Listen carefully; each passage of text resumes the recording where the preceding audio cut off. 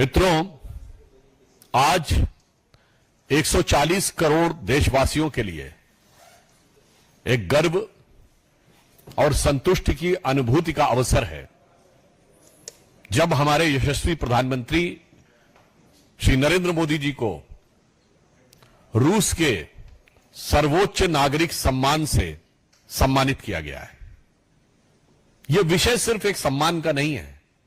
प्रधानमंत्री श्री नरेंद्र मोदी जी भारत के इकलौते प्रधानमंत्री हैं जिन्हें अनेक देशों में, प्रमुख देश जैसे फ्रांस, इजिप्ट, यूनाइटेड अरब अमीरात, विशेषकर हमारे विरोधी लोग ध्यान दें, सऊदी अरब, यूनाइटेड अरब अमीरात, इजिप्ट और पैलेस्टीन जैसे तमाम देशों ने, करीब 12-13 देशों ने अपना सर्वोच्च नागरिक सम्मान दिया, पूर्व में भी दिया जा चुका है।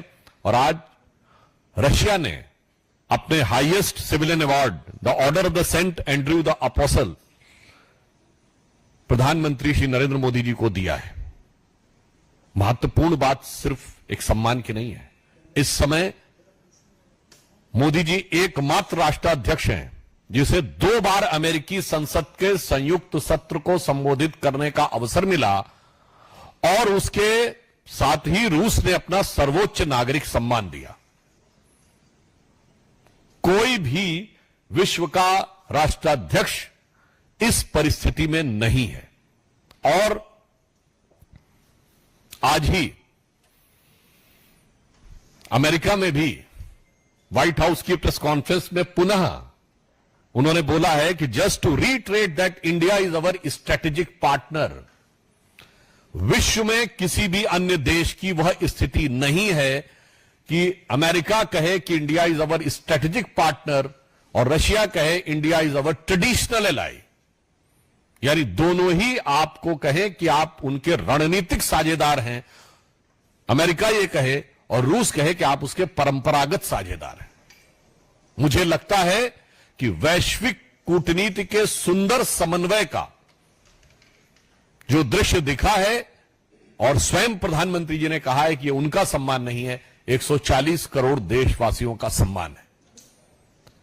मुझे लगता है कि जिस प्रकार की दक्षता और क्षमता मोदी जी ने दिखाई, और उल्लेखनीय बात यह है कि आप ध्यान करें कि युद्ध के बियॉन्ड समाधान निकाला जा सकता है, यह भी बात उन्होंने वहीं पर कही है। इस समय वो ऑस्ट्रिया की यात्रा पे हैं, परंतु मैं एक बात कहना चाहूंगा कि हमारे राजनीतिक विरोधी जो इस प्रकार के विघ्न संतोषी हैं कि किसी भी शुभ और मंगलकारी कार्य में किस प्रकार से कोई नकारात्मक दृष्टि देखी जा सकती है, जिनको उसमें महारत हासिल है, वो सदैव किसी न किसी विषय को लेकर इस शानदार गौरवपूर्ण क्षण पर भी कोई ना कोई नकारात्मक बात करना चाहते हैं। तो हमसे पूछ रहे हैं कि यूक्रेन के बारे में क्यों नहीं बोला है। तो मैं पूछना चाहता हूं, हम तो सरकार में हैं और प्रधानमंत्री जी का यह अधिकार ही नहीं, कर्तव्य भी है कि अंतर्राष्ट्रीय विषय पे बोले। मैं कांग्रेस पार्टी से पूछना चाहता हूं, आपकी सीडब्ल्यूसी में क्या रशिया यूक्रेन को लेकर कोई प्रस्ताव पारित हुआ था? पर मैं क्यों पूछ रहा हूं, क्योंकि आपकी सीडब्ल्यूसी में इजराइल हमास के बारे में प्रस्ताव पारित हुआ था, पैलेस्टीन का समर्थन करते हुए। और इजराइल हमास युद्ध के बारे में सोनिया गांधी जी ने आर्टिकल लिखा था अखबारों में, प्रियंका गांधी जी ने ट्वीट किया था। मैं पूछना चाहता हूं, कितनी अंतर्राष्ट्रीय समस्याओं पर सीडब्ल्यूसी का प्रस्ताव है? चाइना ताइवान पे है कि रशिया यूक्रेन पे है, क्या आर्मेनिया अजरबैजान पे है, कि इराक और कुवैत पे है, या सोमालिया के ऊपर है? इसलिए यह साफ दर्शाता है कि विदेश नीति के संदर्भ में क्षुद्र राजनीतिक स्वार्थ के आधार पर राजनीति करना उचित नहीं है। कम से कम इस अवसर के ऊपर जो संपूर्ण भारतीयों के लिए एक गर्व की अनुभूति और एक आत्मसम्मान की अनुभूति बढ़ाने वाला क्षण है, और यह दर्शा रहा है कि भारत विश्व राजनीति के उस समन्वयकारी स्थिति में पहुंच गया है जहां पर कि वो, हम नॉर्थ साउथ की भी बात करते हैं, ईस्ट और वेस्ट की भी बात करते हैं, वास्तविक अर्थों में यदि दुनिया में यह विचार आता है कि क्लैश ऑफ सिविलाइजेशन है, तो हम कोहेरेंस देने की क्षमता भारत मोदी जी के नेतृत्व में विश्व के पटल पर प्रदर्शित करने में सफल हो रहा है। इसलिए मैं अंत में सिर्फ यह पंक्ति कहता हूं कि बढ़ रहे हैं हम प्रगति की ओर उस रफ्तार से, बढ़ रहे हैं हम प्रगति की ओर उस रफ्तार से, कर रहा है विश्व भी हमको नमन उस पार से। धन्यवाद। मित्रों, प्रश्न आमंत्रित है तो ठाकुर रविंद्र सिंह जी, जी न्यूज। सुधांशु जी, आपने कहा कि हम बढ़ रहे हैं बहुत तेजी से विकास की ओर, उसी तरह से देश के कई हिस्सों में भी आबादी बढ़ रही है, खासकर अल्पसंख्यक, तो उसमें मुस्लिमों की इस जनसंख्या जो असंतुलन हुआ, इसको देख के क्या लगता है कि ये जनसंख्या नियंत्रण नीति बनाने की जरूरत है, जैसा कि आरएसएस के ऑर्गेनाइजर ने भी कहा, आप लोग की पार्टी भी कहे। देखिए, यह विषय निश्चित रूप से राष्ट्र के लिए बहुत आवश्यक विषय है और सभी दलों को इस पे दलगत भावना से ऊपर उठकर विचार करना चाहिए। परंतु जनसंख्या का संतुलन किसके लिए चुनौती है और किसके लिए अवसर है, यह इन चुनावों के परिणामों ने भी दर्शाया है। आप सबको ध्यान है कि इस हाल में संपन्न लोकसभा चुनाव में सबसे बड़ी जीत, सबसे बड़े मार्जिन की जीत कहां से दर्ज हुई है?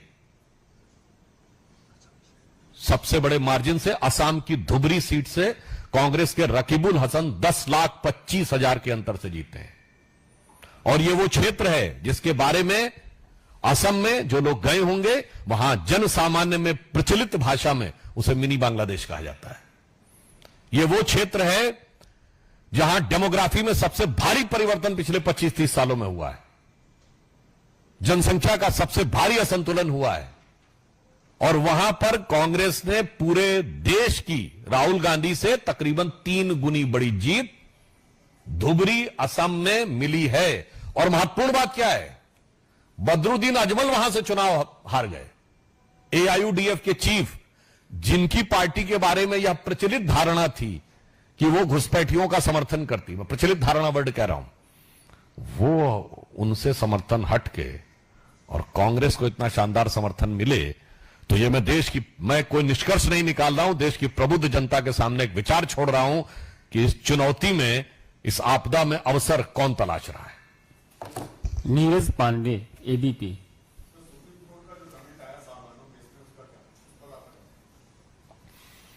हाल में संपन्न चुनावों में और उसके बाद शपथ ग्रहण में संविधान लेकर जो लोग आए थे, सर्वोच्च न्यायालय के डिसीजन ने भारत की संविधान पर आए सबसे बड़े संकटों में से एक का उत्तर दिया है।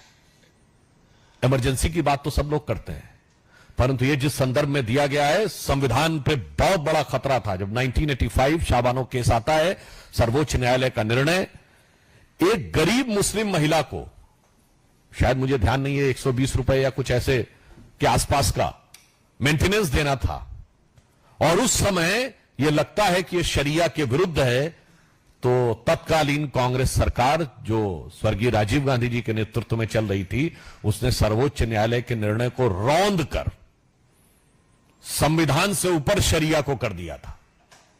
मैं चुनौती से कहता हूं, दुनिया में एक सेकुलर देश बताइए जहां सुप्रीम कोर्ट के जजमेंट से ऊपर शरिया होता हो। संविधान खतरे में था।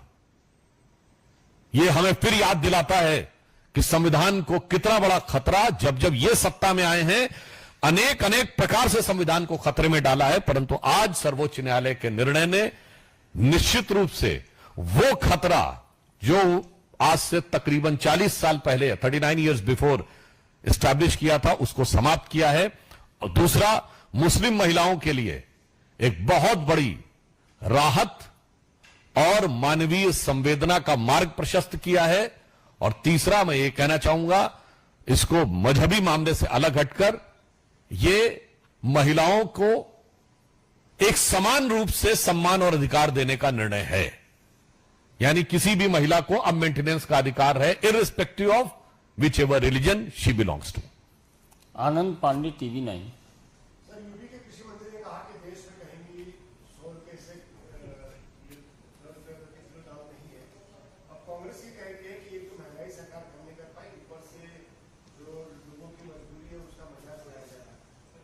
देखिए, महंगाई के विषय के ऊपर पुनः कहना चाहेंगे, इस समय महंगाई की दर 5% से कम है। और अगर आप इस बात को चेक करें तो जो स्टैंडर्ड आरबीआई की गाइडलाइंस हैं, 2% से लेकर 6% तक महंगाई की दर एक कंट्रोलेबल और सामान्य स्थिति की मानी जाती है। हमारे विरोधी अपने शासनकाल का कांग्रेस 5 साल बता दे जब 5% से महंगाई की दर कम रही।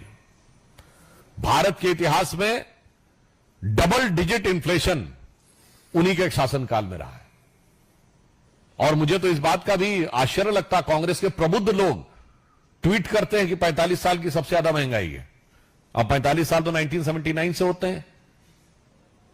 17% महंगाई नहीं थी 91-92 में, और 2010 और 11 में 10% से ऊपर थी।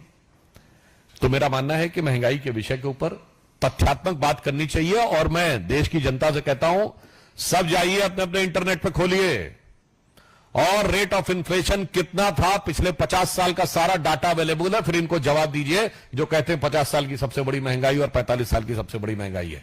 वास्तविकता यह है कि भारत ने महंगाई को बहुत प्रभावी ढंग से नियंत्रण किया है। और मैं इसको आज के इस विषय से भी जोड़ना चाहता हूं। प्रधानमंत्री जी रूस में हैं। हमारा सबसे ज्यादा आयात विदेशी मुद्रा का पेट्रोलियम प्रोडक्ट से ऊपर होता था। पेट्रोलियम प्रोडक्ट्स का मेजर हम रूस से ले रहे हैं। इसकी वजह से पेट्रोलियम प्रोडक्ट्स के दाम उस तेजी से नहीं बढ़े जैसे दुनिया में बढ़े हैं। दूसरा, हम रूपी रूबल में कन्वर्जन कर रहे हैं। इस कारण से डॉलर के होने वाले प्रभाव से हमें काफी हद तक बचाव मिला हुआ है। To a larger extent immunity for the change in the dollar, despite कि अमेरिका ने पिछले 2 साल में 2 बार रेट ऑफ इंटरेस्ट बढ़ाया है डॉलर को कंट्रोल करने के लिए। तो महंगाई पर कितना, और दाल के संदर्भ में मैं कहना चाहूंगा, कोई जाके चेक कर ले कि हमारी सरकार आने से पहले कितना दाल का, दलहन का स्टोरेज और इंपोर्ट था और कितना प्रोडक्शन था, और हमारी सरकार आने के बाद कितना बदलाव आया। शैलेंद्र, दूरदर्शन। ऐसा एक आरोप आया और अब तो एससी कमीशन ने भी नोटिस दे दिया है कर्नाटक सरकार को कि लोग एससी फंड के को डाइवर्ट करने की बात की, दुरुपयोग करने की बात की, बीजेपी आरोप भी लगा रही थी। तो क्या कहना है जो कर्नाटक में इस तरह से? देखिए, जो कुछ कानूनी विषय है इस पर सर्वोच्च न्यायालय पूरी कानूनी तकनीकी बारीकियों के आधार पर निर्णय लेगा। पर जहां तक कांग्रेस की सोच की बात है और कर्नाटक की बात है, तो अनुसूचित जाति के संदर्भ में उनकी संवेदना वहीं तक रहती जब तक तगड़ा वाला वोट बैंक ना दिख जाए। जैसे उससे तगड़ा वाला वोट बैंक दिखता है तो तराजू पे तौलते हैं और उसके बाद छोड़ देते हैं। शायद आप लोगों को न ध्यान हो तो मैं याद दिला देना चाहता हूं, ये वही कर्नाटक है जहां कांग्रेस के एक दलित नेता थे अखंड श्रीनिवास मूर्ति, जिनके ऊपर एसडीपीआई वाले लोगों ने, पीएफआई वाले लोगों ने उनके घर पर अटैक करके और सब आग वाग सब लगा दी थी। और उसके बावजूद कांग्रेस अपने नेता के साथ नहीं खड़ी हुई। वो दलित थे अखंड श्रीनिवास मूर्ति, उनके साथ नहीं खड़ी हुई। आखिर में दुखी होकर उन्होंने कांग्रेस छोड़ दी। वो कोर्ट गए, वहां भी कांग्रेस ने उनका साथ नहीं दिया और वो अलग रहे। तो नैतिक आधार पर कांग्रेस का चरित्र स्पष्ट हो जाता है। वैधानिक आधार पर सर्वोच्च न्यायालय अपना जो निर्णय लेगा वो चिरोधार्य होगा।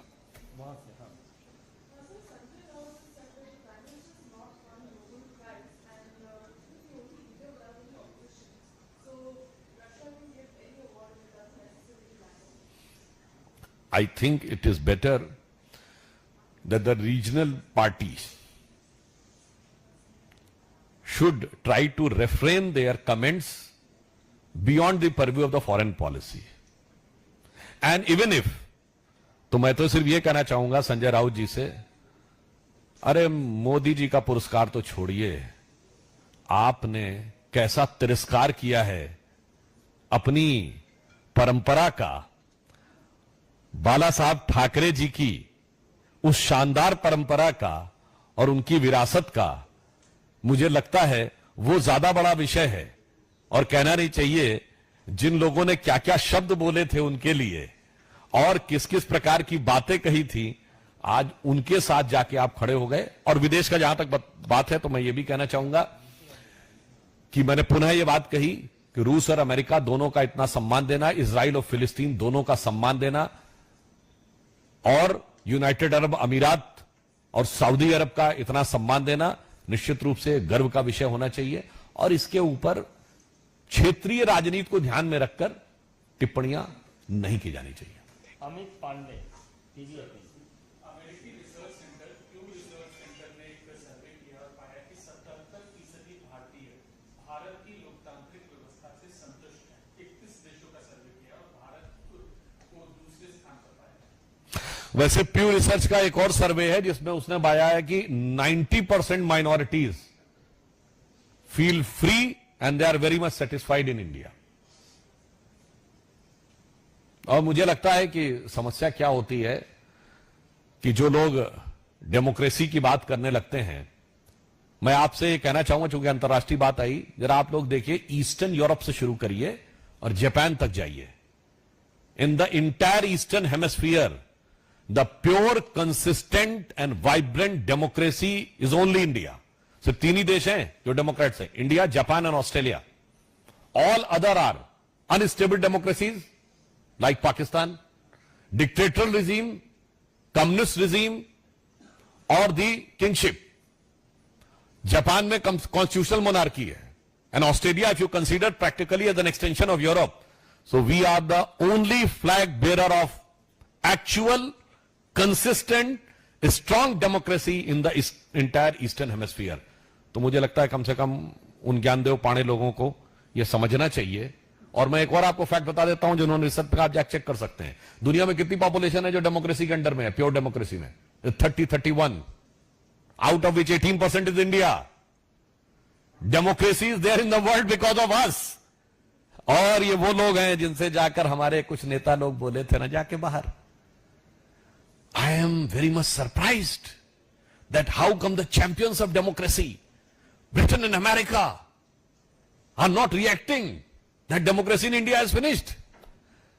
ये उस मानसिकता वाले लोग, और भारत जो प्रधानमंत्री जी ने कहा मदर ऑफ डेमोक्रेसी और आज की डेट में pillar of democracy. Suchitra, ANI।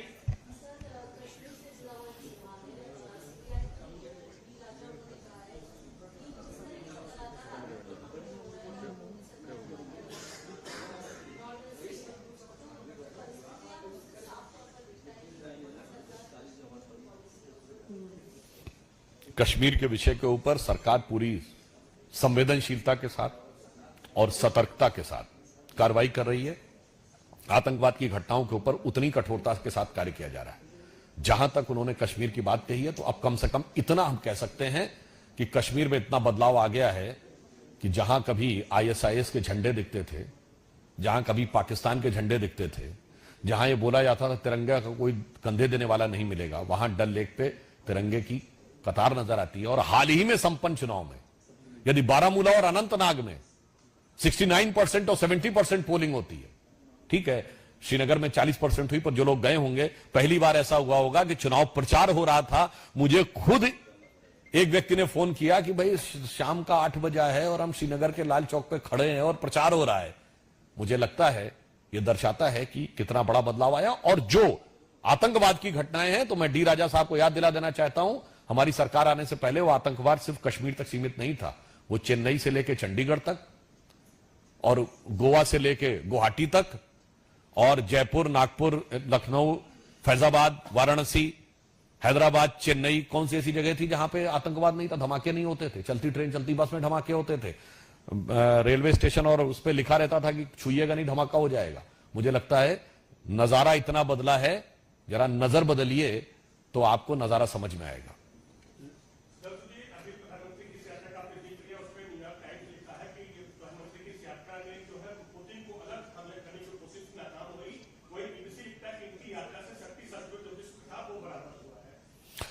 देखिए, न्यूयॉर्क टाइम्स ने क्या लिखा, जिसके बारे में केजरीवाल जी ने कहा था बड़ा मुश्किल होता है दुनिया के सबसे बड़े अखबार में छपवाना। वैसे वो सबसे बड़ा अखबार भी नहीं और छपवाना बोला था, मगर जो official statement of US government है जिसमें उन्होंने बोला है कि India is our strategic ally, that is more significant.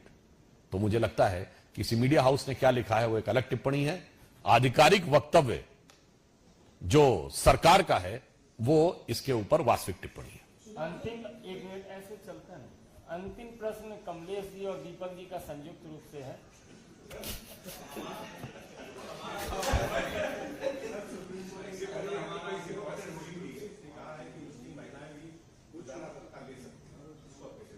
मैंने इस विषय में ऑलरेडी बता दिया कि संविधान जब जब कांग्रेस सत्ता में आई है खतरे में रहा है, और ये एक ऐसा निर्णय था जिसमें संविधान से ऊपर शरिया कर दिया गया था।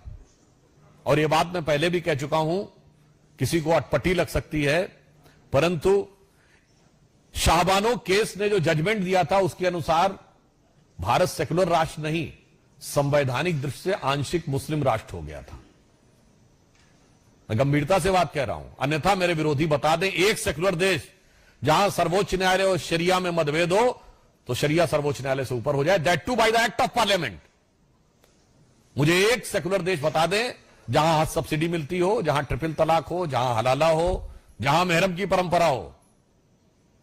इसलिए मैं कह सकता हूं संविधान की रक्षा और संविधान की गरिमा जो कांग्रेस के दौरे हुकूमत में नेस्तनाबूद हो गई थी, उसको पुनर्स्थापित करने में इस निर्णय ने महत्वपूर्ण भूमिका निभाई। और दूसरा, महिलाओं की गरिमा को पुनर्स्थापित करने में जाति, वर्ग, मजहब के बियॉन्ड जाकर यह निर्णय मील का पत्थर और युगांतकारी साबित हुआ है। यह कह सकते हैं कि जो खता 39 साल पहले हुई थी 1985 में, वो आकर अब सर्वोच्च न्यायालय ने उसका परिमार्जन कर दिया है।